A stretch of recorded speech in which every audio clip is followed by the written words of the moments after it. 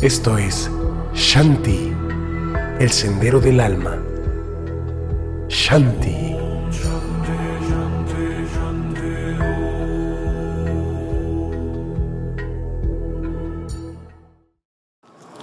Hola amigos de Shanti, nuevamente aquí con ustedes con una nueva entrevista.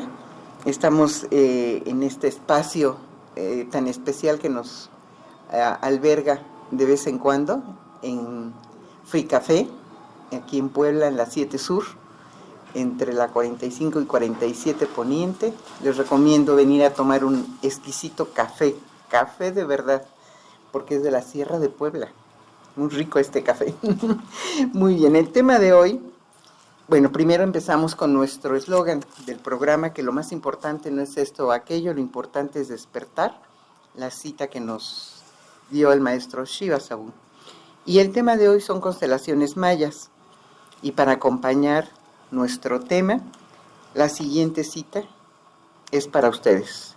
Tú eres mi otro yo. Si te hago daño a ti, me hago daño a mí mismo. Yo soy tu otro tú. Si te amo y te respeto, me amo y me respeto a mí. In Lakesh. Y para hablar de este tema tan importante, recuerden que siempre nuestros protagonistas es el tema, nuestro invitado y ustedes que nos escuchan. Nuestra invitada es una maestra muy querida y admirada, exitosa en el TEC de Monterrey, aunque ya no está en el TEC. Ella sigue activa dando cursos y talleres, también colabora con la UAP actualmente, ya que tiene el tiempo, y además está en un mundo que pocos mexicanos conocemos, que es el mundo maya. Por eso nuestro tema de constelaciones mayas.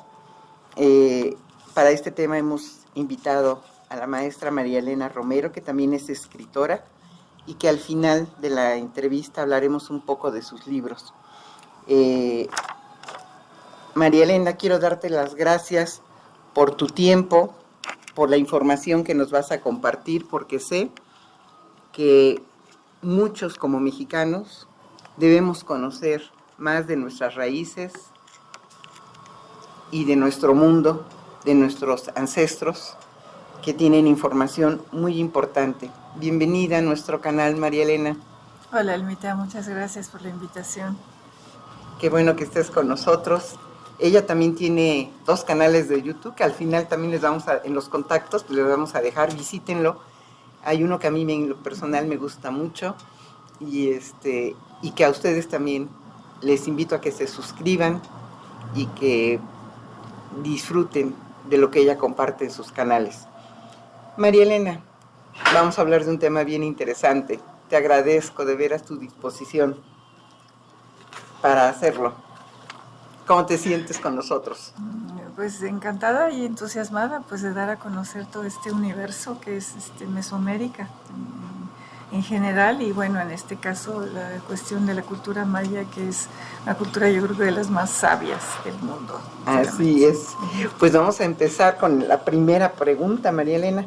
¿Cómo es que te enamoraste de este tema y entraste a este mundo después de dejar, no sé si lo hacías simultáneamente, ¿verdad?, con las clases de historia en el TEC, pero ¿cómo entraste al mundo maya? Pues esta trayectoria empezó hace muchos años.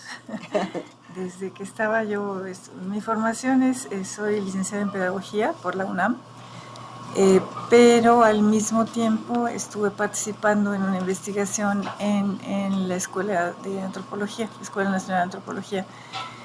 Y en mi disciplina, digamos, de pedagogía, yo escogí el área de psicoanálisis aplicado a la educación. Y al entrar a antropología, pues ahí ya se mezclaron 2 universos únicos, ¿no? Y de alguna manera esto me llevó hacia la cuestión de los arquetipos universales, de los símbolos, de la psicología junguiana, y obviamente pues al poco rato ya el contacto con nuestras culturas, para darme cuenta que no había que voltear a otros lados porque ahí estaba la respuesta, digo, también, pero que aquí teníamos un patrimonio cultural, ancestral, de sabiduría milenaria, ¿no? Claro. Pues entonces la pregunta obligada, María Elena, ¿qué son las constelaciones mayas? Bueno, primero que nada, el mundo mesoamericano es un mundo pues mágico, pero al mismo tiempo es un mundo científico, filosófico, cosmogónico, por supuesto. Pero yo creo que si en algo se distinguieron los mayas es en la ciencia, digamos. Y esto tiene que ver mucho con el medio ambiente en el que se desarrollaron. Sobre todo, por ejemplo, si hablamos de la península de Yucatán, seguramente muchos de ustedes conocen la península, es una plataforma plana. Se dice que hace millones de años eso estaba abajo del mar, una plataforma calcárea que fue emergiendo y luego se adhirió al continente. Entonces no hay montañas ahí. ¿Qué quiere decir esto? Que hace miles de años tú sales a mitad de la noche y cuando no hay luna, por supuesto, para que veas todas las estrellas que ves 360 grados y una bóveda celeste repleta de estrellas. Entonces, no había de otra, tenían que ser observadores de las estrellas. Y esto los lleva, tarde o temprano, a darse cuenta de ciertos ciclos de la geometría, de la matemática, y aterrizan ese conocimiento en los famosos calendarios y sobre todo pues en la parte matemática. Entonces yo entré ahí por la cuestión ancestral de cómo era la matemática maya, que es un sistema vigesimal, etcétera. Pero es una matemática que no está desligada de la naturaleza, que es parte de la descripción de los ciclos cosmogónicos, terrestres, humanos, en fin. Entonces, por ahí es donde... Un sistema muy integrativo. Súper integrativo, ¿no? Pues dentro de las constelaciones está inmersa la astrología. A lo mejor no es como el concepto que manejamos normalmente de babilónico, ¿no? Sí, sí, bueno, sí es un concepto un tanto distinto, porque, bueno, yo creo que este famoso dicho de que como es arriba es abajo aplica totalmente para toda la cultura ancestral mesoamericana, ¿no? Y en ese sentido, lo que está ocurriendo en el cielo simplemente es un reflejo de lo que está ocurriendo acá en la tierra. O lo que me ocurre a mí es porque afuera está sucediendo también, no como causa-efecto, sino como sincrónico. Entonces los mayas se dieron cuenta de que cuando con esta concepción del tiempo tan maravilloso que tienen, que es un tiempo cíclico, no es como en la cultura occidental que se dice la línea del tiempo, ¿no? Y es el pasado quedó atrás, yo estoy en el presente y ahí vamos para el futuro, ¿no? Los mayas, en general toda Mesoamérica, pero los mayas tienen muy claro de que estamos en ciclos que no son ciclos cerrados, digamos, son más bien como espirales.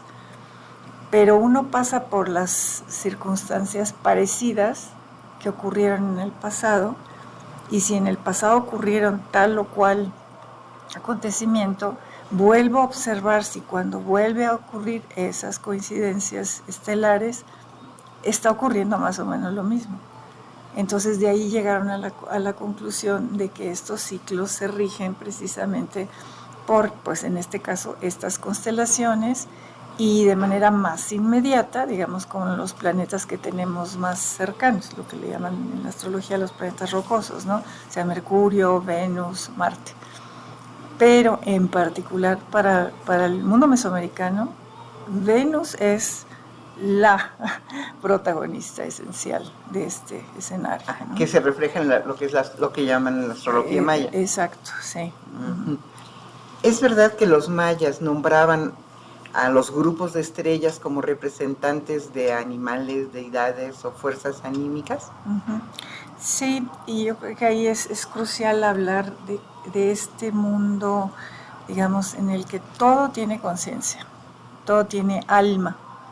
Entonces, así como una planta, como la lluvia, como una silla incluso, como una cueva, también las estrellas tienen su propia conciencia. Y obviamente, pues visto desde la Tierra, pues todas las culturas han hecho lo mismo, ven el parecido a pues lo que manejan culturalmente, ¿no? En este caso, los mayas le dieron animales que ellos llaman nahuales, que ahorita más adelante seguramente vamos a hablar de este concepto. Claro. Entonces, cada constelación se rige por una conciencia, por un alma animal que está rigiendo, digamos, ese tipo de experiencias y ese tiempo en el año específico en el que esa constelación es la que está levantándose por el oriente, ¿no?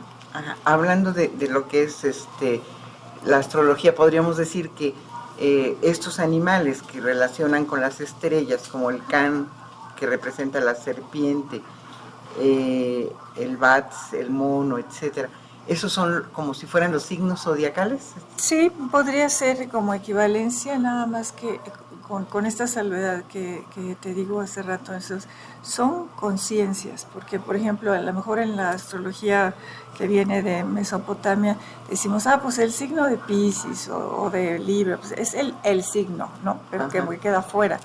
Pero aquí el nahual es el espíritu que está rigiendo esa época y por lo tanto es un espíritu que está actuando e interactuando conmigo. Entonces, en ese sentido es totalmente distinto, ¿no? Es un ser animado, con conciencia y con alma. Ajá. Como para dar un ejemplo de estas representaciones de, por ejemplo, el can, la serpiente. Tú, por ejemplo, tienes alguno de estos conceptos en tu vida. ¿Cuál es el tuyo? Y que justamente en la cruz maya mi signo es la serpiente. Ah, mira, qué coincidencia. Sí, es 6 serpientes. Ajá. Y bueno, la serpiente tal vez es uno de los arquetipos mesoamericanos más fuertes que hay, digo, en todo el mundo, pero en Mesoamérica es otra cosa, ¿no? Que luego a veces, obviamente, con la época de que llegaron los europeos, causó un conflicto bárbaro por las connotaciones que se le daban en ciertas culturas y lo que entendemos aquí, ¿no? Claro. La serpiente acá es algo muy complejo porque en primer lugar se relaciona con la tierra, porque la serpiente repta, porque está pegadita y porque año con año cambia de piel. Y entonces es un símbolo de transmutación, de renovación. Y ese es un símil de la madre tierra. La madre tierra, año con año, en otoño y en invierno, tira sus hojitas. Claro, y se renueva. Y entonces es como si naciera otra serpiente, otra vida, se le cae la piel, cambio de piel, ¿no? ¿Y cómo saber que eres serpiente? Hay toda una técnica para calcular el día de que naciste y cuáles son tus nahuales que están actuando sobre ti, cuál es tu línea ancestral, digamos, por la generación a la que perteneces, digamos, lo que está influyendo en tu pasado, lo que está influyendo en tu futuro, cuáles son tus retos en esta vida. O sea, se traza una cruz, claro, que se llama la cruz maya. Ajá. Cuando tú consultas a un chamán, a un ajquí, que así le llaman en Guatemala, los que saben leer el tiempo, los días, y ahí sabes tú qué día naciste y cuál es, tienes un numeral, siempre es un número y un nahual. Y un nahual. Sí, ¿Tu número en este caso para mí, por ejemplo, es el 6. Es el 6. Entonces, tú ves, por ejemplo, es del 1 al 13, también eso es importante. El 13 es un número básico, el 7 y el 13 son básicos. Y en realidad lo que están representando, que muchos de nosotros hemos escuchado de los famosos 13 cielos y los 9 inframundos, bueno, en realidad los 13 cielos son momentos en el día. Haz de cuenta que tú divides el día de que nace el sol hasta que se pone en 13 rebanadas, ¿no? eso también tiene que ver con energías que rigen cada momento. Por eso se habla de los dioses o los númenes de cada cielo. Entonces, por ejemplo, el número 7 es el número que está al cenit. Es cuando el sol está en su máximo punto de iluminación. Y entonces del 1 al 7, haz de cuenta que estás construyendo. Y es el mundo más cercano, el mundo más humano. Del 8 al 13 ya estás en más allá, digamos, en el mundo de lo divino, de lo sagrado, de lo no tangible, ¿no? Entonces también donde tú estés ubicado, en ese transcurso del día, es la energía que vas a aportar. Pero lo mismo ocurre en la noche, porque obviamente somos parte de un ciclo, nada más que la noche se divide en 9 rebanadas. Y como si fuera una pizza, ¿no? Así que vas recorriendo. Y entonces es el camino del sol nocturno, es decir, tú en tu lado femenino, oscuro, silencioso, interno, también tienes otras energías. Entonces te rigen las dos, no nada más una. Eso es algo muy importante. Si algo es crucial en Mesoamérica, es el concepto de la dualidad. Todo está regido siempre por dos fuerzas complementarias, ¿no? Y una tiene que balancear a la otra.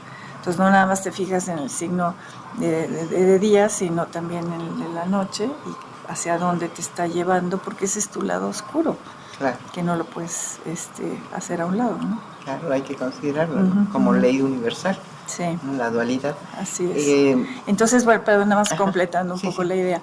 Cada nahual tiene una numen o una deidad asociada. En este caso, obviamente, la serpiente es Kukulcán o es Quetzalcóatl. Entonces, digamos como que en mi caso sería mi numen protector, ¿no? Es decir, ¿y qué quiere decir Quetzalcóatl o Kukulcán?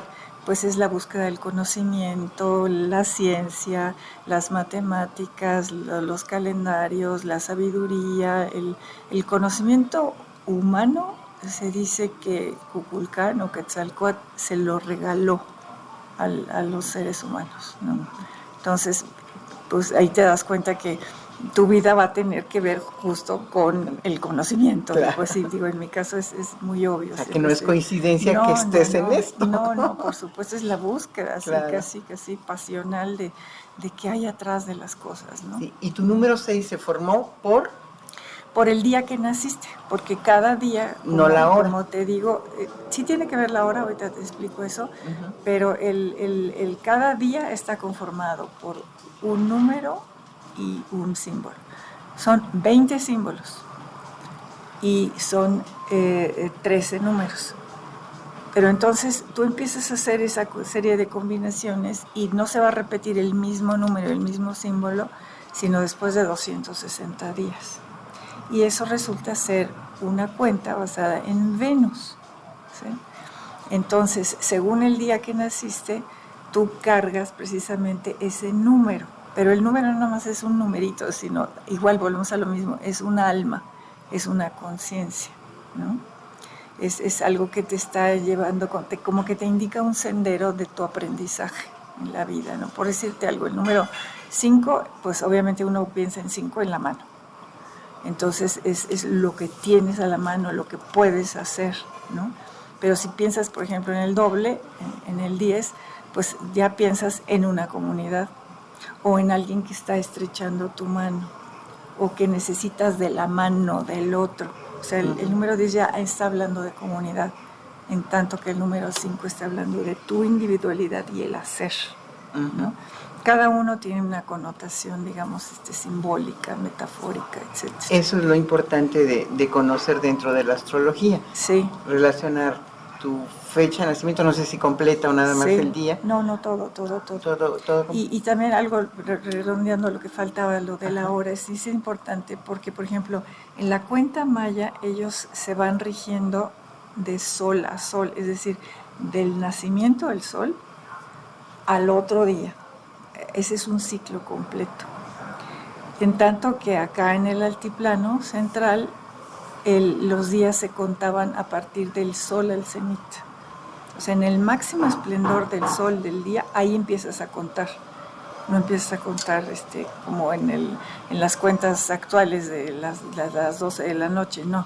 Ellos cuentan, entre comillas, 12 del día. Ya sabemos que no siempre es las 12 del día, pero cuando el sol está en su máximo punto, ahí comienza la cuenta. Entonces, a veces sí puede haber cierto traslape de cuentas en la cuenta que llevan en Mesoamérica, en el altiplano, que en los mayas. Por ejemplo, en mi caso, yo nací en la noche. Entonces, si yo tomo en cuenta el calendario del Tonal Powali del altiplano central, ya mi cuenta ya estaba en el otro día, ¿sí? En cambio, si me voy a la zona maya, ellos están contando de sol a sol. Entonces, yo sigo dentro de la energía de ese día, ¿sí? Entonces, en ese sentido, digamos, podrías estar en la transición entre un signo y el otro, así como en la astrología convencional, cuando tú naces ya al final de un signo y ya estás casi pisándole los callos al que sigue, ya tienes características o tienes planetas muy cargados en un signo, aunque seas del otro, te está jalando. Entonces son personas que somos limítrofes, ¿no? Sí. O sea, que puedes entender de un lado y del otro. Entonces, en ese sentido puedes mediar también, ¿no? Claro.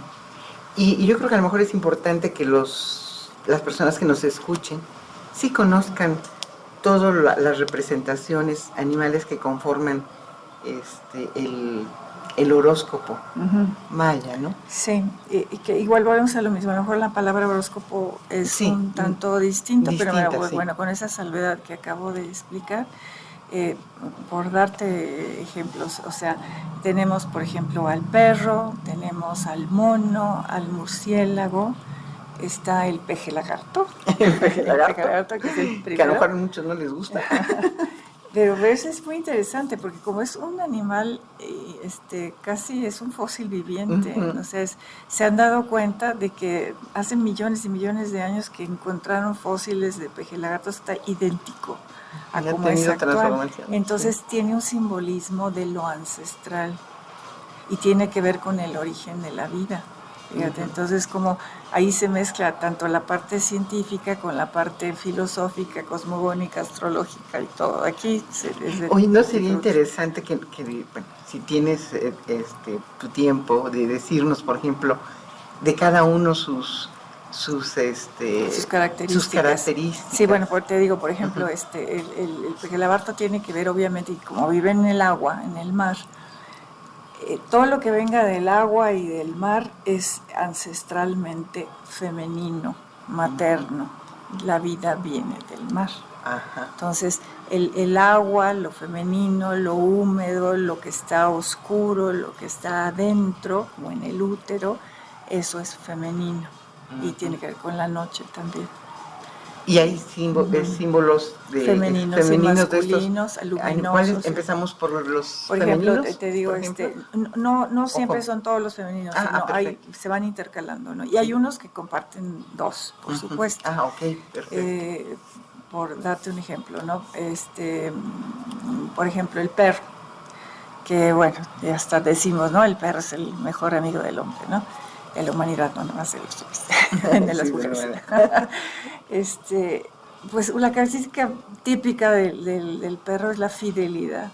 Entonces, bueno, pues es una energía que tiene que ver con la lealtad, con la fidelidad, con la amistad, pero también, por ejemplo, en el mundo maya es con la legalidad, o sea, lo que está correcto y lo que se sale de la norma. Ahí cambia un poquito el significado, más bien que cambia, se amplía el significado, ¿no? Por ejemplo, el mono, ese es otro, ese es muy interesante porque en todos los códices mayas, en la mitología, en las vasijas, siempre hay monos por todos lados. Y esto tiene que ver con los mitos ancestrales. Por eso sí es importante conocer los mitos, en este caso el famoso Popol Vuh, ¿no? En el que hay un par de gemelos que tienen que bajar al inframundo, son retados a jugar la pelota y la cosa es que pierden la vida y los decapitan. Pero dejan a sus hijos en la tierra y luego mágicamente un ser del inframundo, una entidad femenina, queda embarazada de esa esencia de los que ya murieron y retorna a la tierra y da a luz a otros gemelos. Pero los hermanitos que estaban antes se ponen súper celosos y les hacían cualquier cantidad de cosas espantosas a los chiquitos. Y los peques son como magos, ¿sí? Y entonces todos son así como seres, obviamente esto es antes del tiempo, es un tiempo mítico, todavía no existen los seres humanos, pero tienen cualidades de magos, ¿no? Pueden cantar, bailar, aparecer cosas, sembrar de la nada, etcétera, ¿no? Entonces los chiquitos deciden darles una lección a los otros hermanos. Los hermanos son los baquetones que no hacen nada y mandan a los chicos a que traigan comida, ¿no? Entonces, como los peques saben, son muy buenos cerbataneros, cazan aves. Y entonces hacen un plan y les dicen, es que se quedaron atoradas las aves en un árbol. Entonces necesitamos que ustedes vayan porque nosotros estamos chiquitos. Nosotros pues de mala manera van y ya cuando están arriba, los peques hacen que mágicamente el árbol empiece a crecer, a crecer, a crecer, a crecer.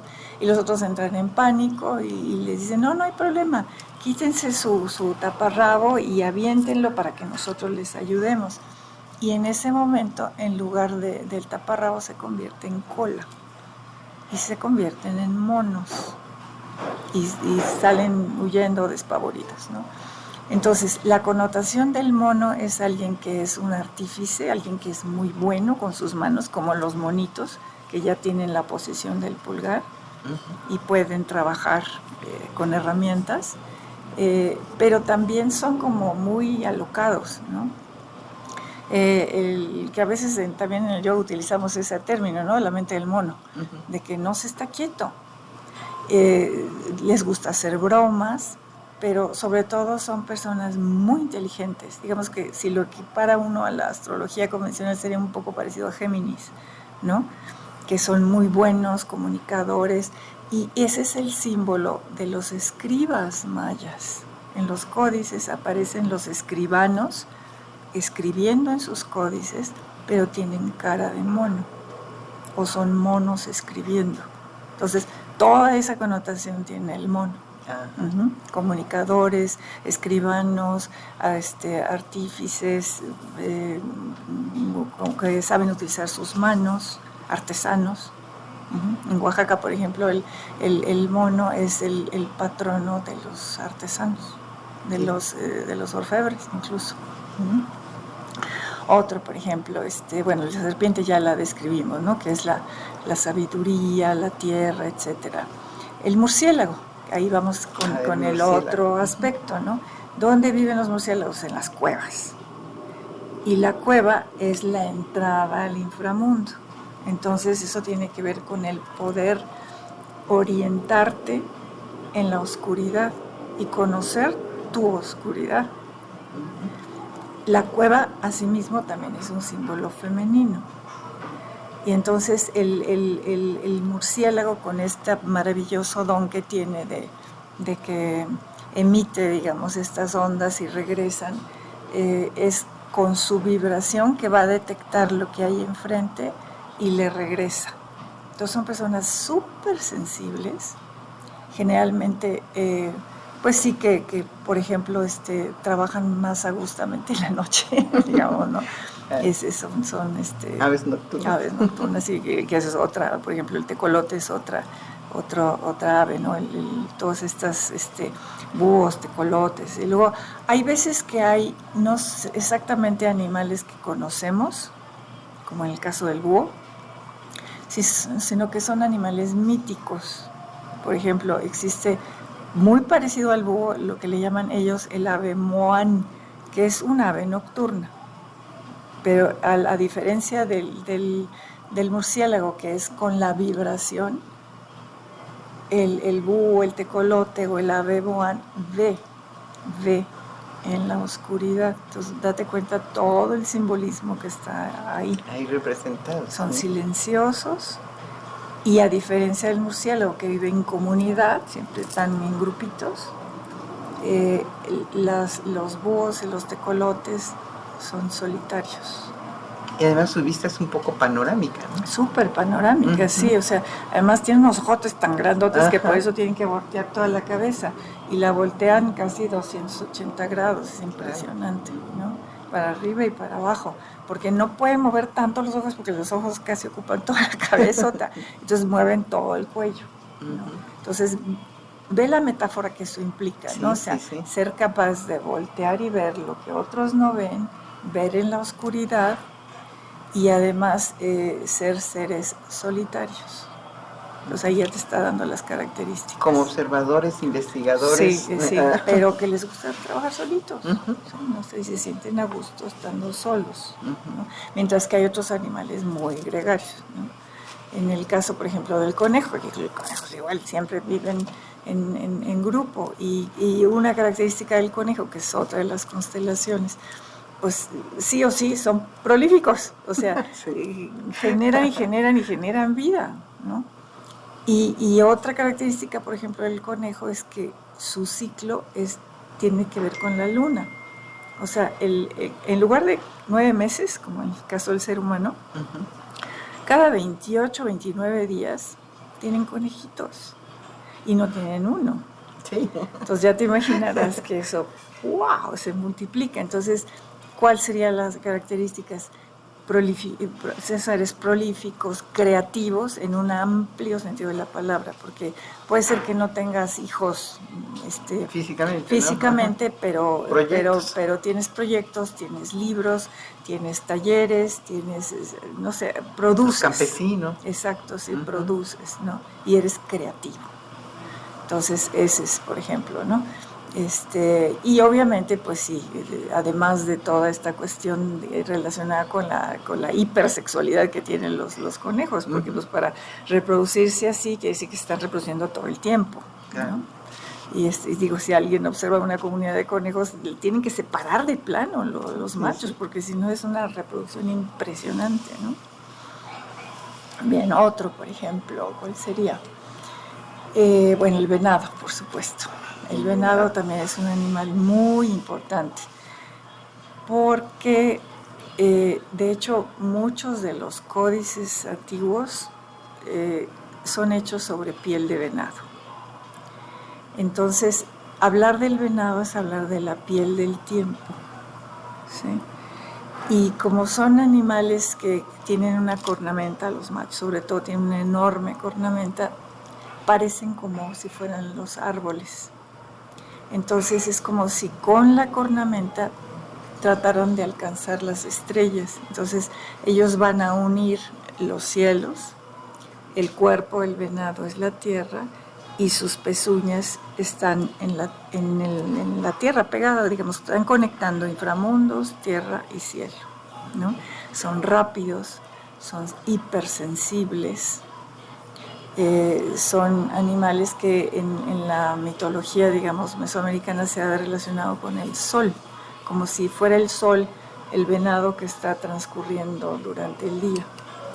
Con la cacería también, con el sacrificio. Muy frecuentemente vemos también en los murales que hay sacrificio por ejemplo, en los famosos murales que acaban de descubrir hace relativamente poco en San Bartolo, en Guatemala, hay 3 sacrificios. Sacrifican un pez, sacrifican un venado y una ave. El pez tiene que ver con el agua y por lo tanto con el inframundo. El venado es la tierra y el ave obviamente es el cielo. Entonces, cada uno de estos animalitos está relacionado con un elemento y un reino con el cual digamos, están familiarizados, ¿no? Entonces, y de igual manera, pues las personas así, ¿no? En fin, el conejito ya te lo dije, déjame ver cuál otro me está faltando. Pues ahorita ya se me barrió el cassette, pero bueno, a ver si ahorita me acuerdo de otro. Pero bueno, un poco para que se den idea, sí, ¿no? Para que se den una idea. De cómo, según las características, tanto físicas como ambientales y, entre comillas, personalidad del animalito, es lo que está rigiendo y rige una época del año. No es nada más solamente la cuestión de la personalidad, sino que aparece en el cielo en determinada época del año. Entonces eso quiere decir que es una época o de sequía o de lluvia o cómo, o sea cada época del año implica una sabiduría, ¿no? No es lo mismo alguien que nace, por ejemplo, en el invierno, que está en este proceso de soltar y dejar ir, y de oscuridad y de frío, que alguien que nace en la mitad del verano. Ajá. Que normalmente son seres que brillan solitos, ¿no? Uh-huh. Y salen a la luz. En cambio, otros se recluyen, ¿no? No les gusta socializar tanto, se saturan. Sí. ¿No? Y acá no sucede como en el horóscopo chino, que durante el año para todos rige un animal. No, acá no. Aquí nada más es diferente, aunque sí es importante recordar que son varias cuentas. Uh-huh. Es decir, uno es la cuenta solar, que es de 365 días. Otra es la cuenta venusina, la de 260, con sus nahuales también. Y otra, por ejemplo, que llevan es la cuenta que está relacionada con las Pléyades, uh-huh. Que sucede cada 52 años, se repite. Es decir, si tú tomas en cuenta la de 365 y la de 260, el día 1-1 los dos van a estar paralelos, pero después de 261 ya se empezaron a desfasar. Uh-huh. Bueno, no se vuelven a juntar sino después de 52 años. Y eso es para el altiplano lo que equivaldría a los famosos fuegos nuevos. Uh-huh. Los mayas son todavía más complicados porque llevan lo que llaman la cuenta larga, ¿sí? Entonces llevan ciclos de 20 años, luego 20 por 20, 400 por 20 y así múltiplos de 20. Son unas cuentas impresionantes. Uno dice, ¿por qué tanta obsesión? Sí.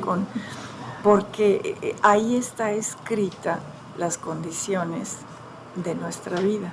Si tú conoces cuáles eran las coordenadas y los ciclos, puedes saber por dónde vienen los tiros y te preparas, ¿no? Hay estudios que hablan que los mayas usaban las constelaciones identificando la posición de Venus. ¿Solamente se enfocaban en Venus? No, bueno, Venus es, como te digo, es la reina. Es la reina. De todo. La pieza principal. De toda Mesoamérica. Uh-huh. Y es increíble que es el único calendario en el mundo que está basado en Venus. Pero es algo interesantísimo porque también tiene que ver con la gestación humana y con los números. A ver, por ejemplo, si tú divides un año en 4, pues obviamente tienes las 4 estaciones. Si lo cierras, por ejemplo, para que sean números cerrados, de 364 sería 91, 91, 91, 91, más el día y medio más, o día y un cuarto más que, ¿no? Pero ese 91 es un ciclo. Si tú duplicas el 91, te da 180. Y ese es uno de los principales ciclos del maíz. Hay muchas variedades de maíz, pero el que más, digamos, más difundido, el que más domina, dura 180 días. Desde que lo siembras a que lo cosechas. Pero si tú triplicas ese número, te da 273, que es el número aproximado de días de una gestación humana. Uh-huh. Entonces, si te das cuenta, 273, puedes tomar 260, que es el ciclo venusino, más 13. El 13 es una coordenada básica en Mesoamérica. O sumas o añades 13. Uh-huh. Y entonces resulta que ese 260 viene a simbolizar el ciclo humano. ¿Sí? Por eso calcular tu calendario, el día en que naciste, automáticamente te está llevando a cuando fuiste gestado, cuando fuiste concebido. No necesariamente a la fecha que naciste. No, es más importante la fecha, La de, fecha de concepción. Ah, mira. Sí. Entonces, ahora, ¿por qué 260? La órbita de Venus son 584 días visto desde la Tierra. Pero a veces sí la vemos y a veces no la vemos porque está abajo del horizonte o está atrás del Sol, no la vas a ver, o delante del Sol. Entonces, los días que está por abajo del Sol, ellos dicen, entró al inframundo.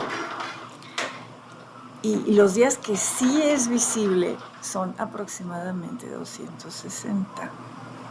Entonces, tiene que ver precisamente con la luz, con el conocimiento. Entonces, hay una Venus que es luminosa y otra Venus que pasó por el inframundo. Uh-huh. Y cuando hay una Venus al atardecer y una Venus del amanecer. Por lo general la Venus del amanecer está relacionada con épocas de sequía, de guerra, de violencia. En cambio la del atardecer es una Venus más dulce, más benévola, por así decirlo, ¿no? Entonces, y esto es porque pues, ellos estuvieron observando que era la época de sequía y entonces ¿qué hace el Venus al amanecer? Ataca al Sol, quiere matar al Sol.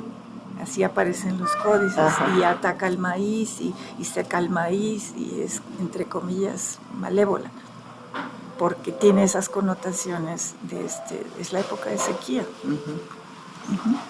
Por eso es crucial, Venus es crucial también, obviamente sí, en el ciclo de Mercurio, de Marte, digamos los planetas visibles a simple vista, hasta Saturno.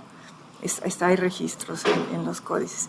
Ya pues los demás obviamente no, porque ahí se necesitan aparatos para poder, pero si tú te vas a la matemática, por ejemplo, todas las órbitas del sistema solar son múltiplos o de 7 o de 13.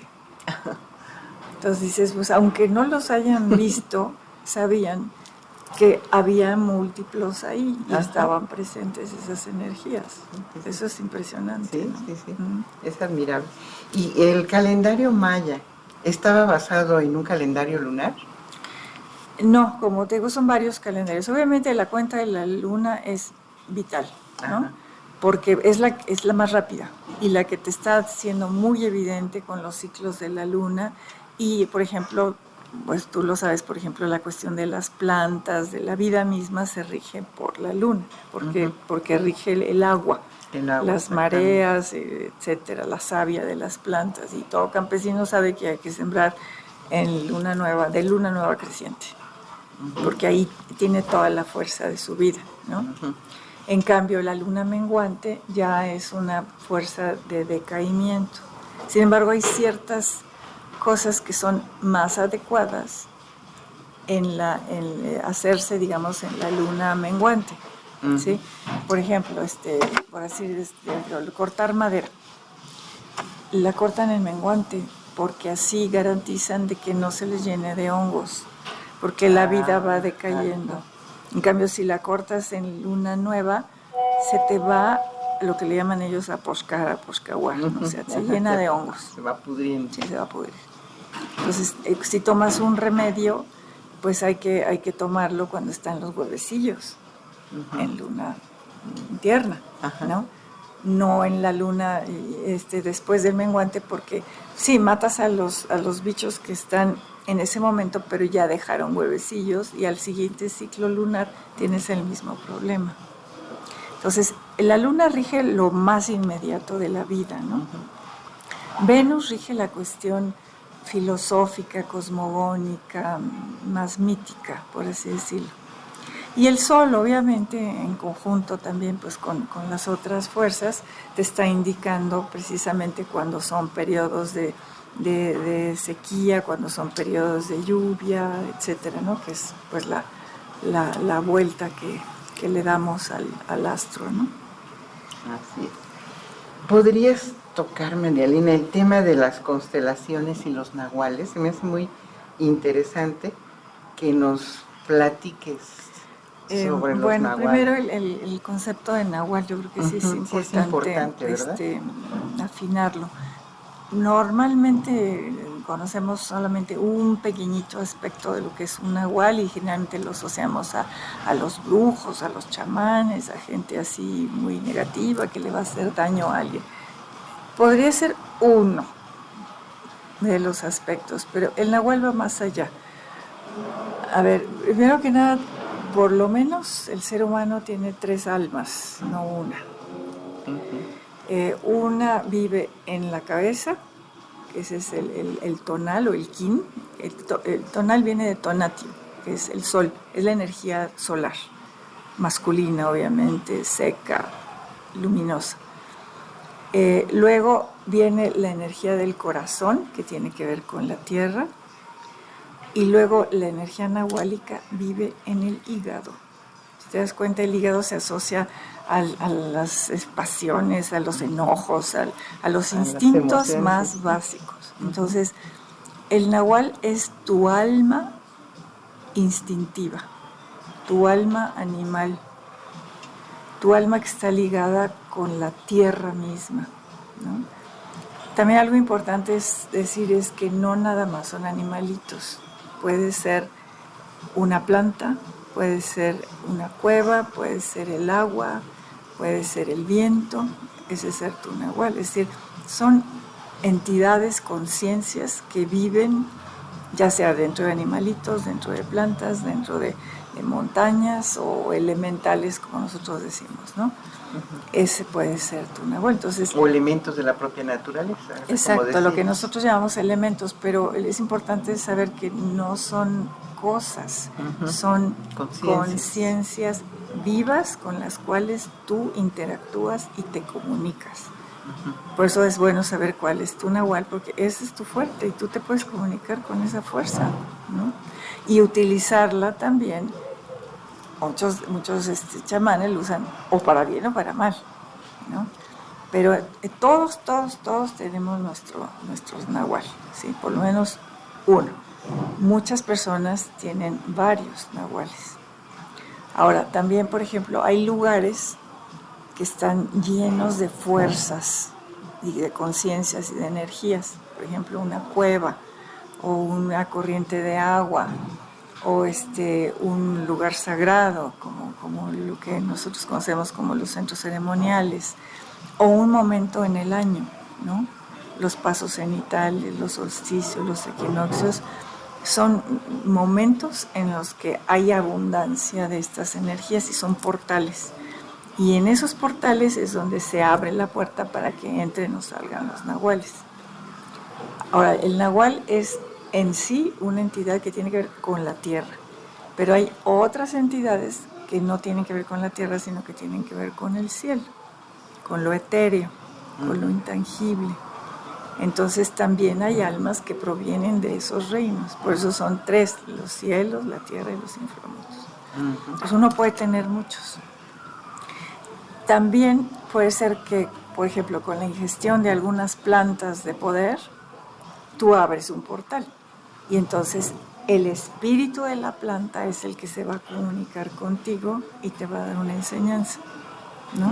En el caso, por ejemplo, del jicuri, del cactus sagrado, que es el que llamamos el peyote, o de los honguitos, o de X cantidad de plantas, ¿no? El balché, por ejemplo, en la zona maya, que es la corteza de un árbol que fermentan con miel, pero miel de la abejita local de acá, y que es alucinógena, ¿no? Y que la usan para las ceremonias, etcétera. Ahí tú abriste la puerta para comunicarte con el espíritu del árbol del balché, ¿no?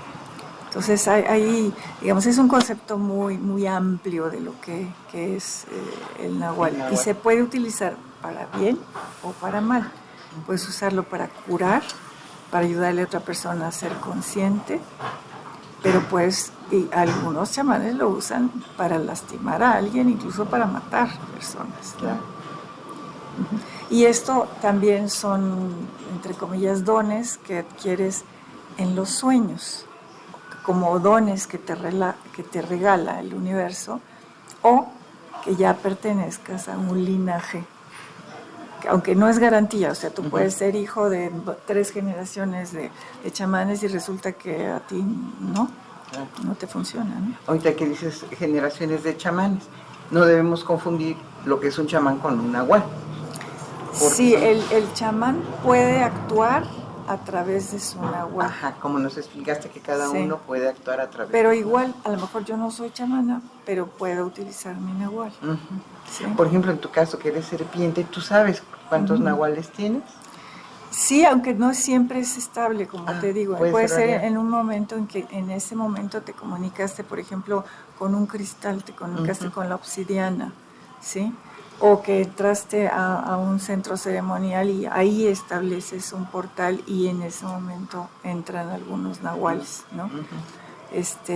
Ahora también hay la otra energía que es el tonal. El tonal y el nahual son energías complementarias. El tonal es una energía solar y el nahual es una energía lunar y terrestre. Entonces, ambas energías las necesitas las dos, no puedes actuar nada más con una, porque imagínate, si es pura oscuridad, pura tierra, pura humedad, pues no hay vida tampoco, todo se pudre porque está oscuro, necesita la energía del sol. Y pura luz, pues no ves nada y te deslumbras, necesitas de la oscuridad para el contraste. Entonces, esa es la base de todo el conocimiento mesoamericano. Tiene que haber un balance entre tonal y nahual, entre día y noche, entre femenino y masculino, siempre, ¿no? Siempre la dualidad debe estar presente. ¿Quién media? El corazón. El corazón es el encargado de comunicarse, digamos, con la parte solar y con la parte lunar y terrestre. Y ese es el que logra el equilibrio. Por eso en todas las culturas te dicen, vete al corazón. No es la cabeza nada más, no, la cabeza a veces te engaña, al corazón.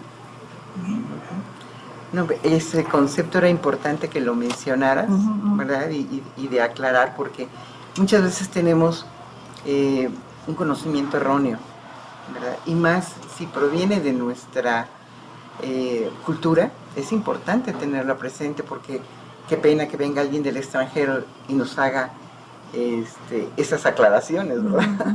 Entonces, yo siento que quienes nos están escuchando, así como yo, estamos aprendiendo y teniendo un panorama más amplio de todo esto que pocas veces nos enteramos y que yo ya estoy emocionada. Más adelante vamos a hablar de tus talleres, pero esto despierta el interés por conocer más de nuestro antepasado, que hasta la fecha es vigente. Claro. ¿Por qué son 13 y no 12 constelaciones en el simbolismo de las el 13, como decía hace rato, es crucial junto con el 7. 7 y 13.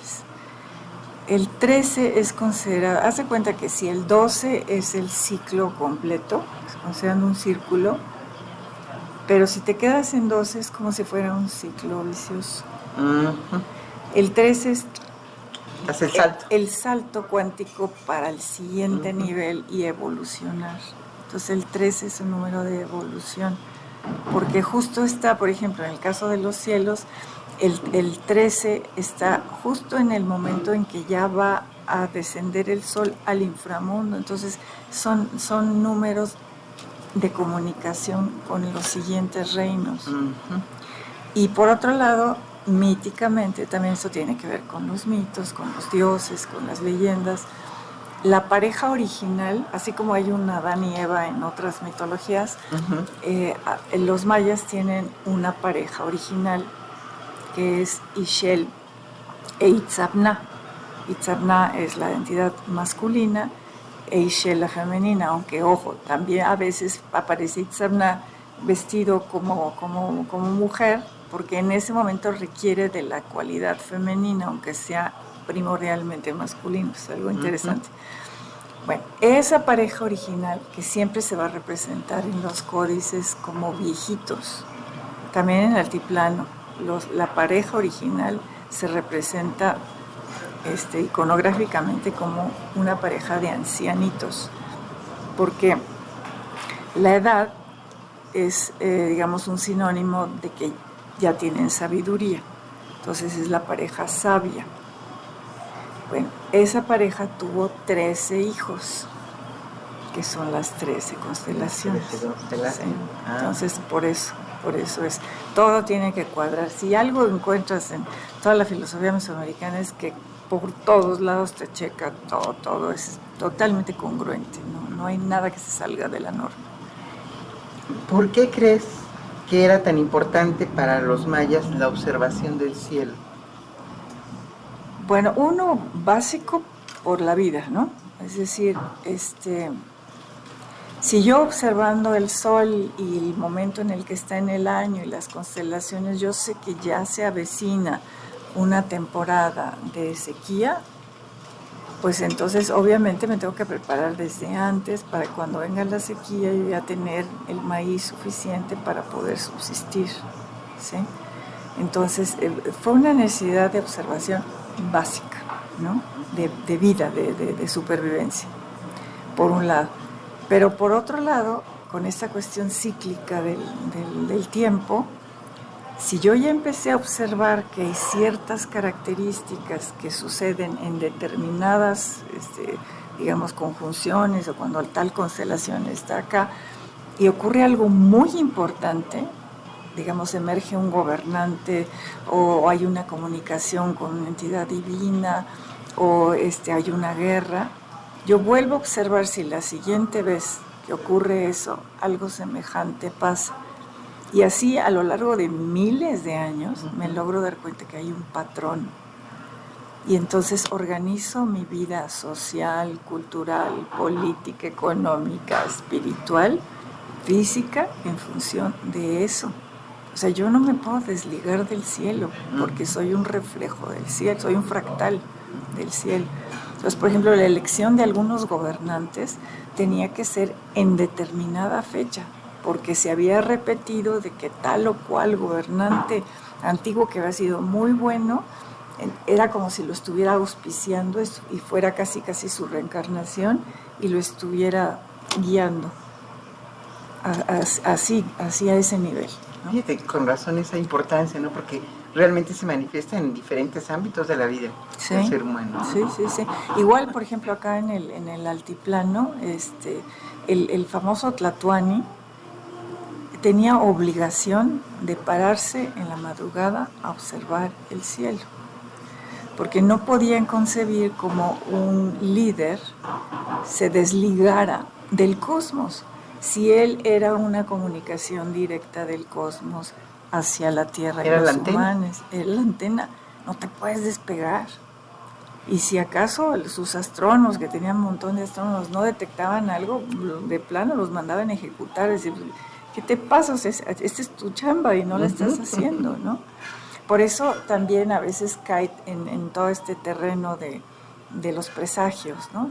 ¿Te acuerdas, por ejemplo, con Moctezuma, ¿no? Que empiezan a ver un montón de señales en el cielo y demás y saben que algo va a pasar porque ya se sale de lo común, ¿no? En el caso de los famosos presagios funestos antes de la llegada de los europeos, ¿no? Sí, entonces es crucial la observación del cielo, ¿no? Somos fractales, así como es arriba es abajo. Si te despegas, estás frito. Claro. Fíjate que en la actualidad, con tanta luz, tanto ruido, tanto movimiento, poco somos observadores del cielo. Sí. ¿No? A veces ni la luna. No, ni de la luna. Mucha gente dice, pues, ¿en qué estamos? ¿En cuarto, menguante? Pues que no la ves.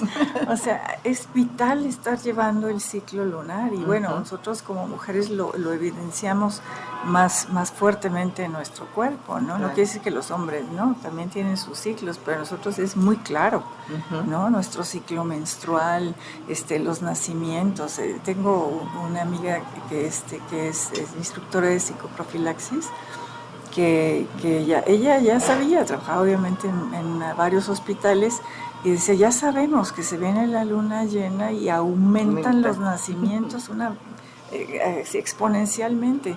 Entonces, si nos íbamos a reunir, veía el calendario y decía, no puedo porque se acerca la luna llena y voy a tener chamba. Ahí tengo que estar en guardia. Y pues eso es vida, ¿no? Los animalitos, todo es rico. Y qué bien lo del parto psicoprofiláctico, que Exacto. lo enseñan en la Gran Fraternidad, ¿verdad? Sí, sí, hay muchas escuelas, pero ese sí es maravilloso, ¿no? Utilizar las mismas fuerzas, o el parto en agua. En agua, sí, también Que es otra vez otro. volvemos a lo Ajá. mismo, es menos agresivo para el bebé, sale del líquido amniótico a más líquido, Claro. y el ser acogido por todos, abrazado, y no que de repente luces, hasta la pobre mamá está en una posición que ni puede parir y dices, Dios mío, o sea, el más conocimiento, drástico.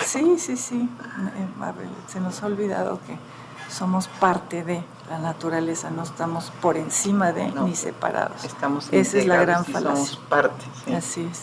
Fíjate, Marielena, que después de tu lección en este día, esta información deberíamos de tenerla en primaria, desde Así primaria es. conocer esto, Así es. de sentirnos orgullosos de este conocimiento ancestral.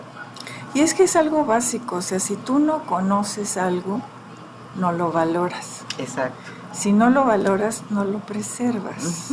También. Y si no lo preservas, no lo comunicas. Sí. Entonces, va junto con pegado. Sí.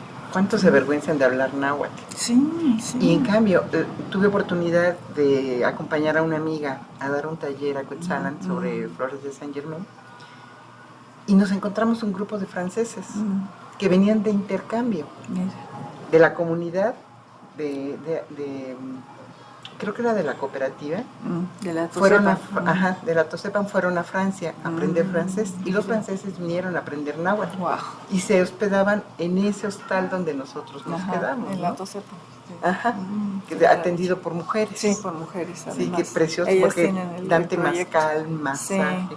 Y todo es totalmente sustentable, todo, ecológico. Sí, es algo maravilloso que debería ser de ejemplo para muchas comunidades, sí, ¿no? Sí, es algo Creo muy, que está muy bonito. cambiando ya digo, es cierto, hubo toda una campaña incluso a nivel gubernamental de, ya sabes, ¿no? En la época de Vasconcelos, de que casi al indígena había que civilizarlo y que olvidara su cultura, vestirlo decentemente, ponerle zapatos y que aprendiera español, ¿no? Y ahorita nos estamos dando cuenta que era al revés, o sea, qué maravilla que tengas ese vínculo, y hay cada vez más gente orgullosa de su lengua que la está promoviendo, y ahora hay más nahuablantes que antes. Fíjate que yo tuve la oportunidad, cuando estaba precisamente en el TEC de Monterrey, de recopilar muchos libros para llevarlos a la cooperativa, a su nueva biblioteca. Banamex les había dotado de un equipo de computadoras y de un pizarrón precioso, que yo no me acuerdo haberlo tenido en las instituciones donde daba clase, pero los dotaron de todo ese equipo, y nosotros llevamos libros, llevamos 2 camionetas que nos hicieron favor el licenciado Reyes Huerta de prestarnos para llevar todos los libros que donaron los exalumnos. Qué padre. Entonces, y yo quedé admirada desde ese entonces del trabajo que estaban realizando como comunidad, ¿no? Como y también es otra cosa, como romper el paradigma de que los pueblos, entre comillas, indígenas, los pueblos originarios, se tienen que quedar en el pasado, así como suspendidos y seguirse vistiendo igual, hablando igual. No, es gente que vive en la modernidad, y trae sus celulares y usa computadoras y usa internet y todo, y gracias a eso se está dando a conocer. Sí, no pueden ser parte de un museo, no, la historia, la cultura es viva y se transforma. Marielena, pues vamos a hablar ahora de tus proyectos para que sepan quienes nos están escuchando que tienes en puerta talleres y que además has escrito, porque como mencioné al principio, Marielena también es escritora, ya tiene 2 libros. Platícanos de esos 2 libros, ¿dónde los pueden localizar? Sí, bueno, el primero ya está agotado, que se llamaba Nepohualtzitzin, Matemática Prehispánica Contemporánea.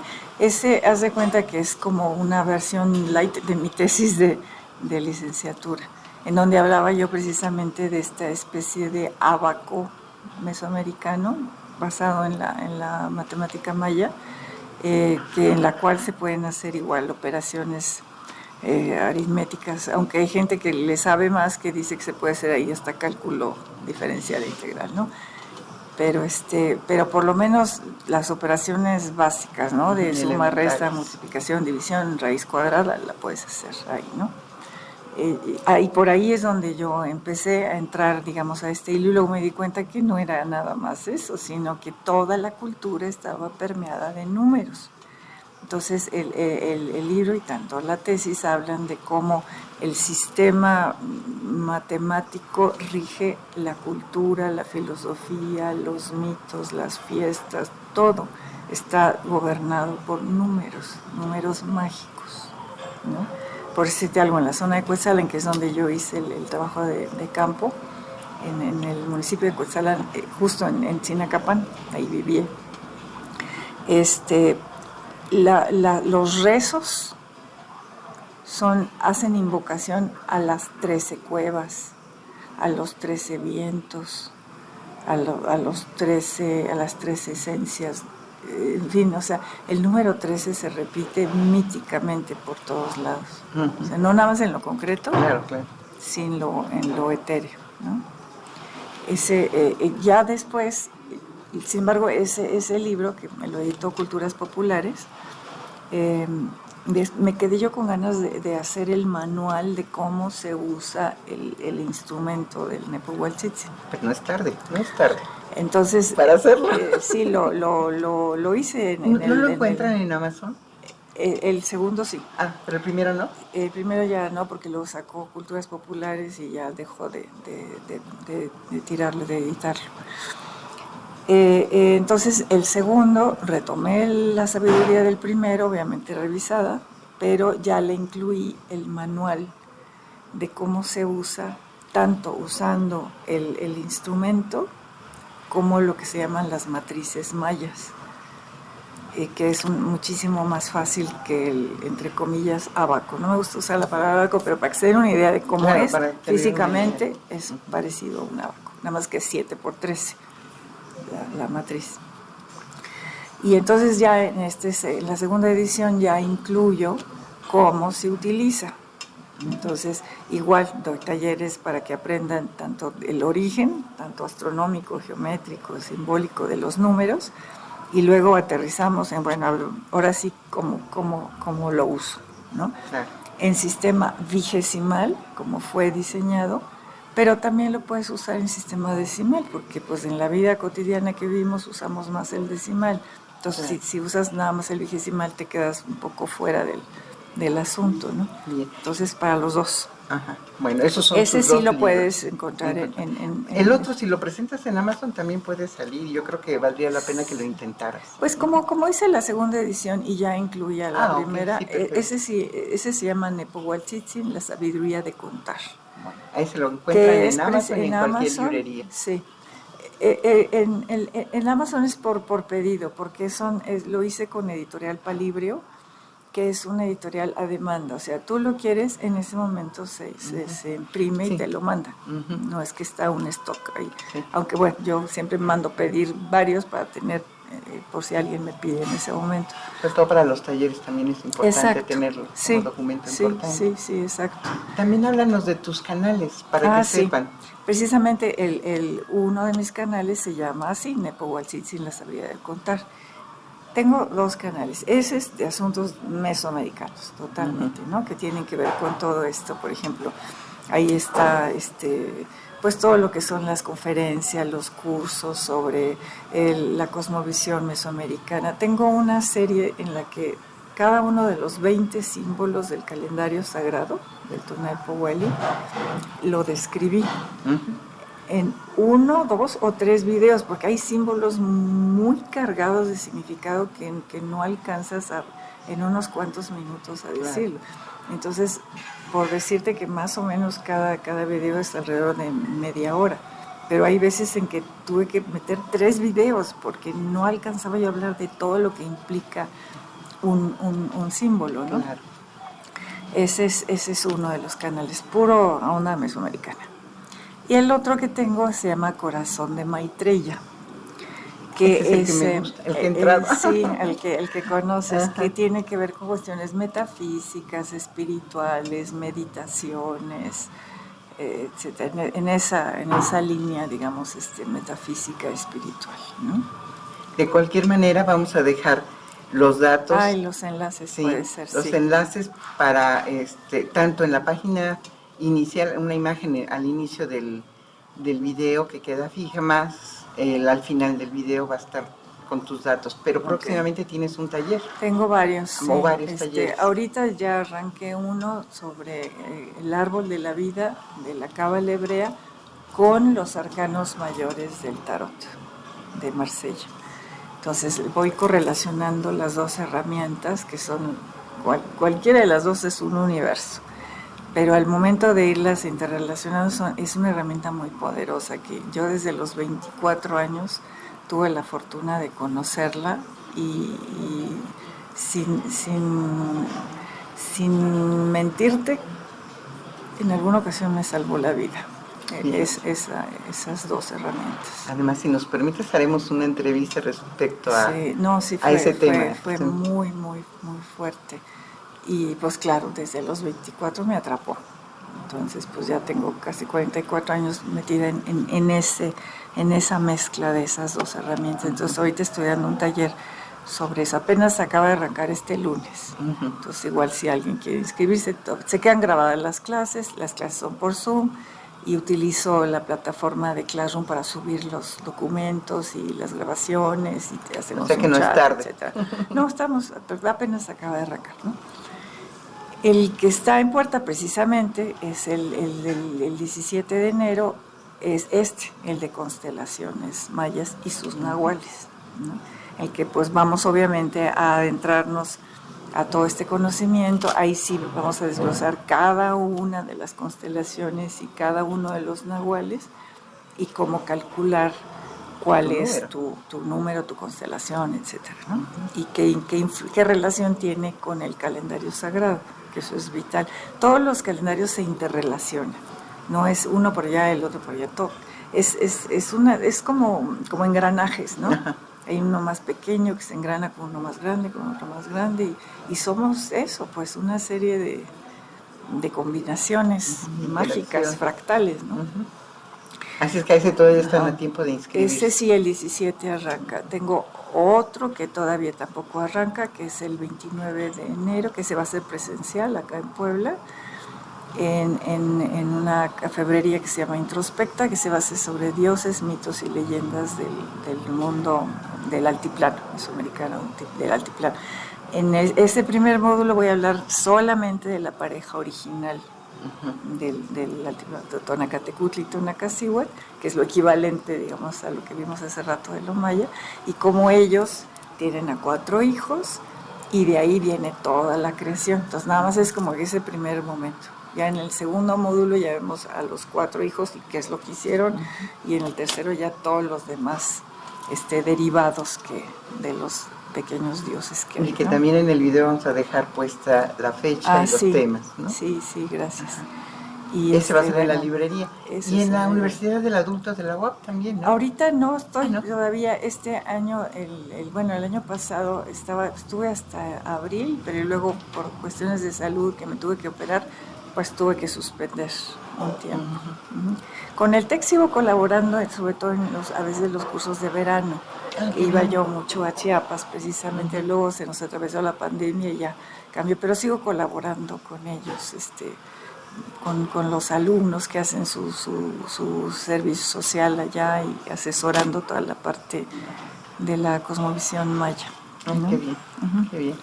Pues, María Elena, queda otra más que agradecerte, y agradecerte no solo que hayas aceptado, sino el valor de tu información para todos los que nos estamos escuchando, y estoy segura que despertaron un gran interés en el tema, y que espero que nuevamente estés con nosotros ahora con el tema diferente, y que ojalá nos veamos algunos de los que nos están escuchando en tu próximo taller relacionado a constelaciones mayas, y pues agradecerte de corazón.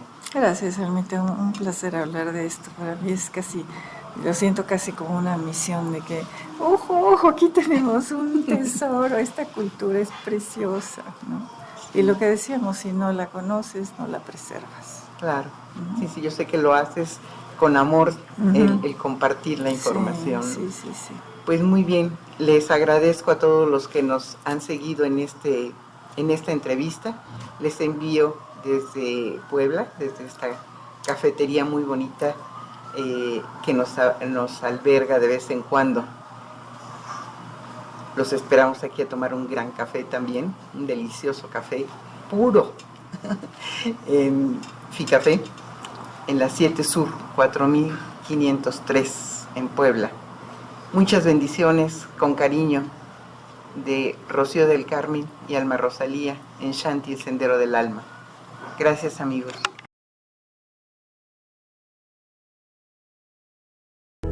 Esto es Shanti, el Sendero del Alma. Shanti.